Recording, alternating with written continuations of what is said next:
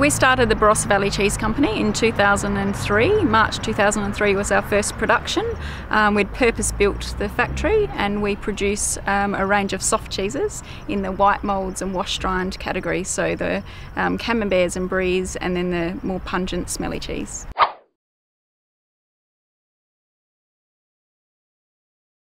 I just absolutely love cheese and I love food, so that was what motivated me to start and get involved in food production and the regionality that we have here in the Barossa Valley.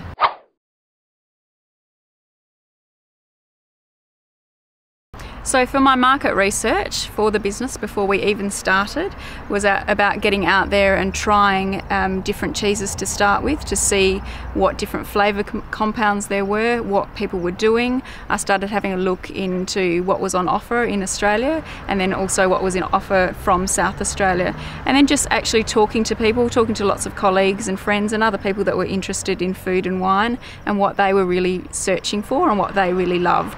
And so that was part of the journey to create my research to begin the business.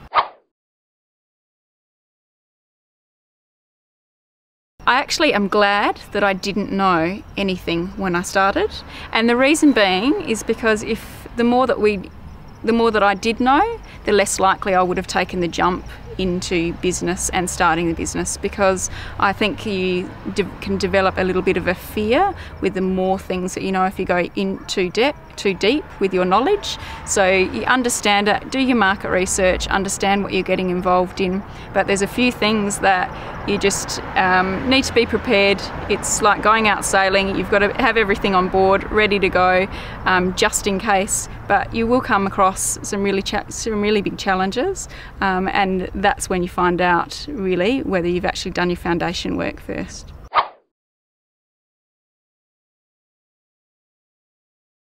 I think having a business plan is a great start. The reason is because it makes you stop and think. You can have a fantastic idea and a fantastic concept, but unless you actually stop, do some research, actually think about all of your cash flow issues, create some budgets, create some marketing strategies, how are you going to actually create your business otherwise? So it makes you stop, makes you think and plan. And what I always know is the more time that you spend on planning, the easier it is to execute.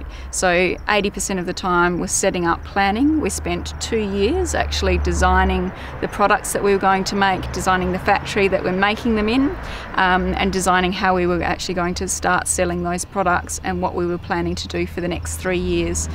That was a guideline. It's not set in stone because we actually need to change and work with the situations that arise over the business's life and the opportunities that happen. So we have changed a few things, but it was a great foundation for us. So very important to have a business plan.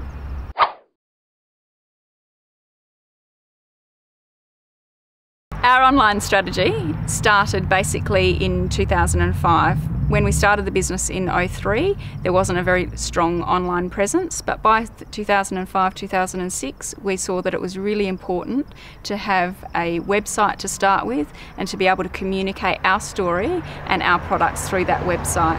We've continued in our marketing strategy to include Facebook and Twitter and Flickr and just recently Instagram to communicate what we're all about, the pictures of our products, the story of our product, everything that we do.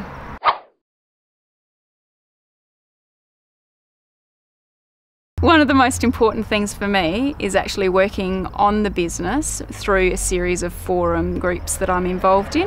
So in these groups, there is about 10 to 12 people that act as an independent form of directors, and I can actually talk about my issues and we can solve the problems, and that is, for me, has been really important.